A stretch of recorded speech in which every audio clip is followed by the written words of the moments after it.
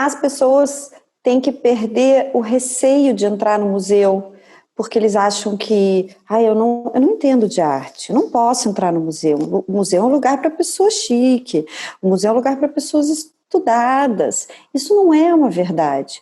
O museu, ele é um lugar que tem que ser visitado por todo mundo.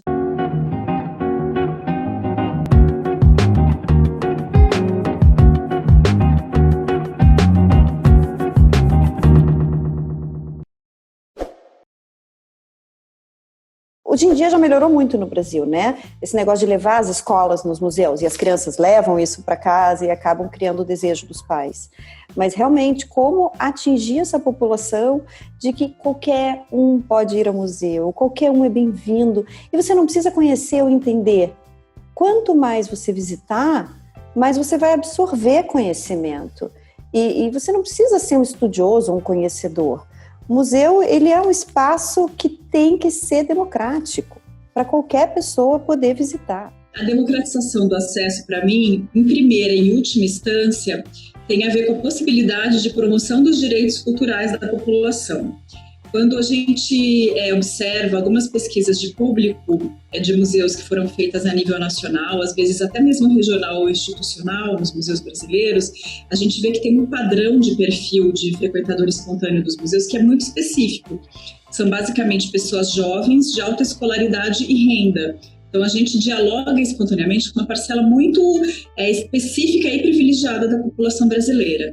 Então, pensar em ações ligadas à democratização do acesso tem a ver com alargar esse perfil de visitantes dos museus, ou tentar diversificá-los. E aí, como a gente pode fazer isso, né? Na verdade, eliminando ou minimizando as barreiras de acesso às nossas instituições. E aí, essas barreiras são inúmeras e muito variadas, desde aquelas ligadas a questões mais tangíveis, físicas ou financeiras, até outras de caráter mais subjetivo e material, como barreiras de caráter cognitivo, de caráter sensorial, de caráter atitudinal ou afetivo e também barreiras culturais. O projeto do ônibus museu é um sonho muito antigo e nesses anos todos, por mais que o Solar do Rosário esteja no centro da cidade, de fácil acesso, a gente sempre achou que a gente precisava fazer mais.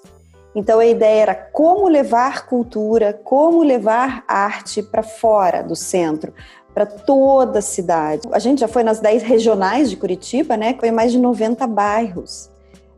Eu acredito que fomos em todos os parques da cidade, praças, festas de comunidade, fora as escolas, né? Já fomos na APAI. Tudo que nos pedem e nós conseguimos encaixar na agenda, a gente leva o ônibus museu.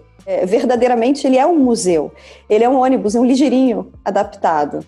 Então ele tem toda uma parte virtual dentro, mas tem peças de museu. O público-alvo realmente eram crianças de escola municipal, né? O projeto começou com essa ideia, levar o ônibus museu em horários de contraturno de escola para não atrapalhar o currículo escolar. Mas o sucesso começou a ficar tão grande que as pessoas começaram a pedir, mas eu também quero conhecer o ônibus museu. Por que só para as crianças? E por que só escola pública? Claro, a gente sabe que essas pessoas têm menos acesso, mas um dia eu ouvi, todas as crianças têm direito. Eu falei, é verdade, todas as crianças têm direito, mas nesse caso a prioridade é a escola pública. Então as pessoas começaram a se interessar, como é que eu posso ver esse ônibus? Por isso que a gente começou a ir em alguns eventos da cidade, na Rua 15, no passeio público, nos parques. Então, foi pedido mesmo, assim, da comunidade. Eu acho que as crianças, quando elas enxergam que a arte, que a cultura pode ser um trabalho, porque é muito distante do mundo delas, né? Elas falam, vocês têm o melhor trabalho do mundo. Então, eu posso trabalhar com isso, eu posso ser artista, eu posso trabalhar no museu. Então, assim, quem faz a mediação entre as crianças e as peças do museu, enfim, todas as atividades, são estudantes e formandos de artes visuais e história. Então, dessa forma, as crianças conseguem enxergar que eles podem estudar artes, que eles podem estudar história, patrimônio, e eles podem ter um mundo diferente do que eles talvez nunca tenham visto. A gente fala muito da história de Curitiba, a formação de Curitiba. A gente tem quebra-cabeça digital, onde eles montam o bairro deles, para eles se situarem na cidade. A gente tem uma parte de arte urbana, para eles entenderem a diferença entre pichação e arte urbana, que é bonito, sim, fazer arte em muro, mas quando autorizado. A gente tem óculos virtuais, que as crianças passeiam pelos museus do mundo. A gente tem 3 tablets. Um visita o MON, que é o Museu Oscar Niemeyer, o outro visita o MUMA, que é o Museu do Portão, e outro visita o Museu Paranaense. Então, a gente tem 3 visitas virtuais em museus de Curitiba. E lá atrás, a gente tem o mini museu, como a gente chama. É um expositor que tem obras de arte do Poti, que tem obras do Rogério Dias, artistas de Curitiba. A gente tem uma gaveta com a coleção de Bala Zequinha. A gente tem uma coleção de moedas, para as crianças entendam como é que se começa uma coleção, como é que o museu se forma, que o museu tem várias, não é só quadro, né? Existem museus de várias áreas. E tem uma coisa muito legal no Ônibus Museu, que é uma coisa bem gostosa, que a gente fez um rap história de Curitiba.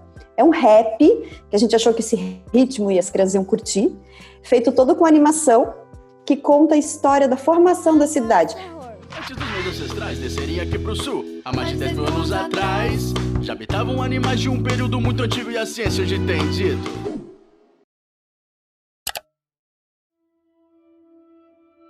Então, essa ação Extramuros, como o próprio nome diz, ela é uma ação educativa da Pinacoteca, mas que acontece fora do edifício da Pinacoteca. E ela surgiu de um desejo nosso de estreitar as nossas relações, vínculos e ações educativas com um perfil muito específico de população em situação de vulnerabilidade social, que é a população de adultos em situação de rua do entorno do museu. Para quem não conhece a Pinacoteca está numa região central da cidade de São Paulo, uma região que tem muita população em situação de rua.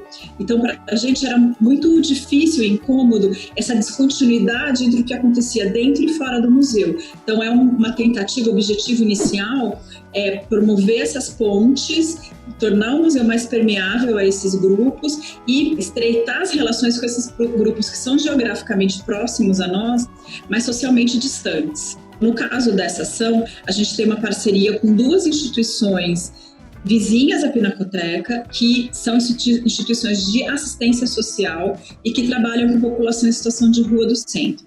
Então, a gente tem essa parceria com elas e organiza oficinas de experimentação plástica semanais.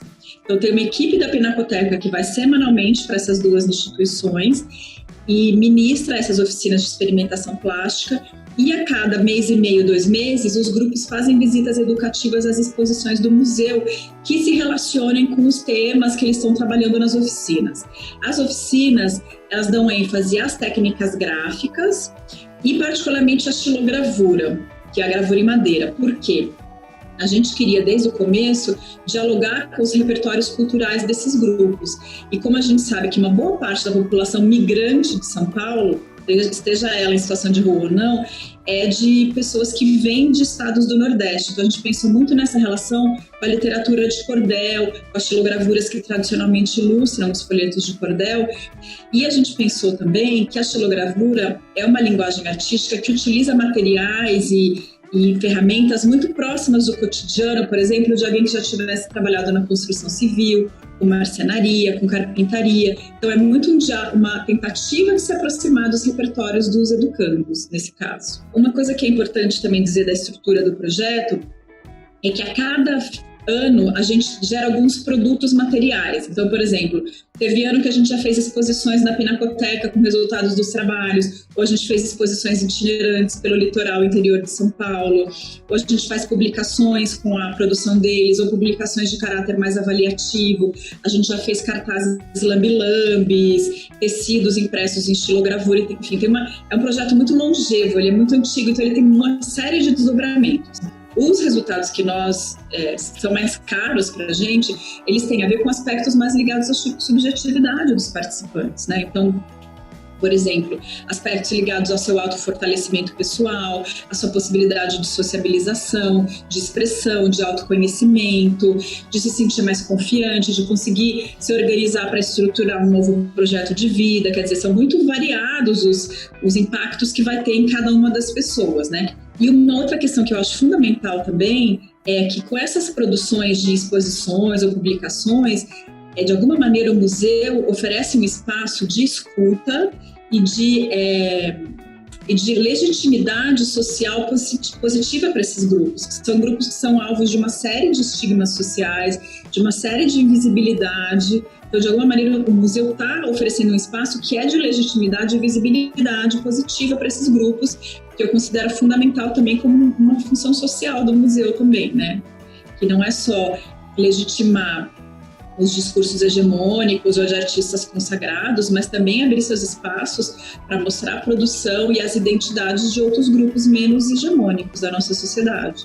Eu bato muito na tecla que a história, a gente está fazendo história hoje, e é importante a gente conhecer a nossa história, de onde a gente veio. E tudo isso é contado através da arte, das pinturas, esculturas, literatura, enfim, a cultura, ela é primordial para a vida. As necessidades de caráter simbólico e subjetiva são comuns a todos nós. E todos têm direito a ter esse tipo de oportunidade também, né? E tem a ver com o que a gente começou falando dos direitos culturais. Democratizar o acesso aos museus é também pensar em ações de acessibilidade para pessoas com alguma deficiência. Esse é o assunto do próximo episódio do Webmusa, não perca!